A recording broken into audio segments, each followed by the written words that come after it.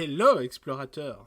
Es-tu prêt à découvrir ce que sont les archives d'Astraltar enfin et qui est cette énigmatique Astraltar? Alors c'est parti!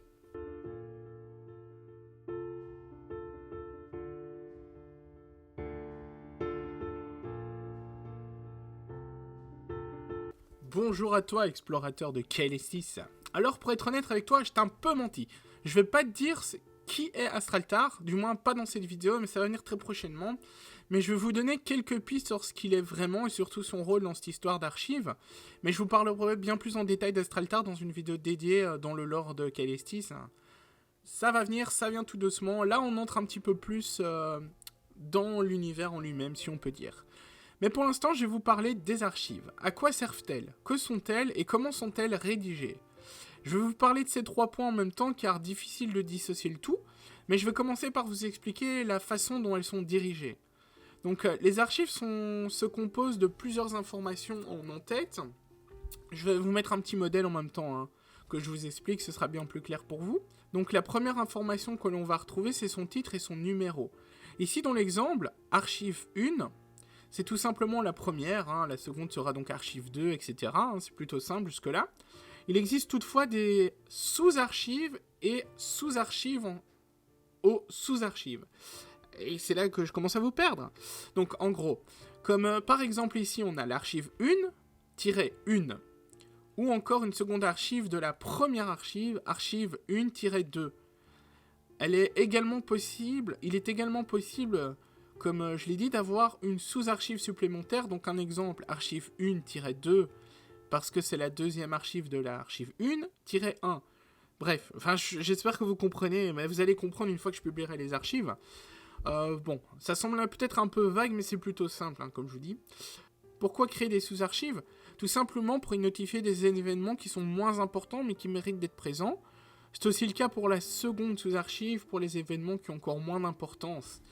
Bon, voilà pour la nomination des archives. Je vous rassure, la suite est bien plus simple. Donc la seconde information se nomme tout simplement écrit. Là où on note son auteur, j'aurais très bien pu mettre auteur, mais je préférais mettre écrit, ça a été écrit par un tel. Ce sera Astraltar principalement, on va pas se mentir. Pourquoi? Parce que ce sont ses archives. Ensuite, on va y ajouter l'ère où se passe l'archive. Ici, dans l'exemple, l'ère de la création.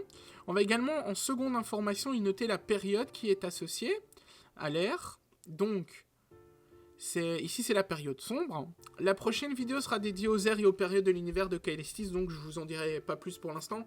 Mais vous comprenez le principe, En gros, ce sont des informations pour l'instant affichées. Donc, information suivante qui sera indiquée sur l'archive, c'est tout simplement la date du début de l'archive. Le début. Par exemple, 1200 pour notre exemple, voilà, tout simplement. Il nous restera donc plus qu'une information à noter, c'est le titre de l'archive. Ici, par exemple, l'eau ça mouille. Spoiler alert, c'est pas une vraie archive. Même si, théoriquement, l'eau ça mouille, mais je veux pas développer ça, je pense. Peut-être pas, on verra. Donc, ensuite, vous y trouverez le corps de l'archive, dont le texte qui explique l'événement, etc., les informations importantes, brièvement. Mais là, vous vous demandez sûrement en quoi consistent ces archives et donc à quoi elles servent. Elles servent à garder tout simplement une trace de tous les événements importants qui se passent dans l'univers de Kaelestis, que ce soit l'évolution de l'univers, les grandes inventions ou encore les grandes guerres, etc. C'est en gros le livre d'histoire de l'univers de Kaelestis. Vous pourrez y plonger assez rapidement pour retrouver des informations selon les dates, etc. Donc vous savez donc maintenant de quoi est composée une archive. C'est plutôt simple et ça permet de jouer le rôle vraiment de ligne de temps. Parce que j'ai un projet par la suite d'utiliser ces archives pour bel et bien en créer une ligne de temps interactive où justement on cliquera sur un événement où on aura tout le développement de l'archive, etc. Enfin bref, ça sera pour plus tard si possible. Donc comme je vous l'ai dit, la prochaine vidéo sera dédiée aux ères et aux périodes. Je vous donnerai plus de détails et je vous expliquerai également à quoi elles correspondent. Par contre, là, ça sera une vidéo assez courte, mais en fait, je pourrais pas développer énormément de choses autour. Je vais juste vous expliquer le principe. Ça va être assez compliqué parce que je dois pas vous spoil, etc. Et j'ai pas envie de vous donner le listing. À la base, j'avais prévu ça, mais en écrivant le prochain épisode, je me suis dit qu'en fait, non, je vais trop spoil le truc.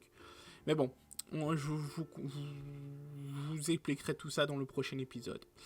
Donc, pour Astraltar, vous comprenez donc un peu mieux son rôle. Il est le compteur des événements importants qui se passent dans l'univers de Caelestis. Vous en saurez plus sur lui prochainement. Il est important quand même, mais vous comprendrez d'où il vient, qui il est exactement. Voilà, on se retrouve pour le petit mot de la fin, les explorateurs.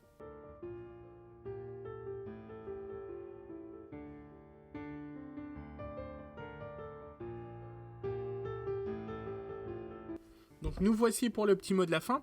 J'espère avoir été clair dans mon explication. Je sais que c'est pas évident avec les archives et tout. Enfin, comme je vous dis, c'est un truc qui va être assez simple en réalité, plus simple que ce qui paraît selon les explications, surtout pour la numérotation des archives, la numérotation.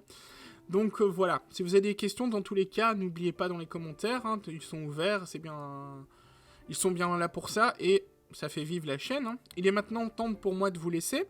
N'hésitez pas, comme d'habitude, à laisser un petit commentaire. Ça, comme je l'ai dit, ça fait vivre la chaîne. J'y répondrai dans la mesure où cela ne spoile pas la suite de l'histoire, enfin de l'univers, hein, de la découverte de l'univers. Vous pouvez également vous abonner, activer la petite cloche pour être averti des prochaines vidéos. Et le meilleur soutien, comme toujours, que vous pouvez apporter à la chaîne, c'est de partager à vos amis qui pourraient être intéressés.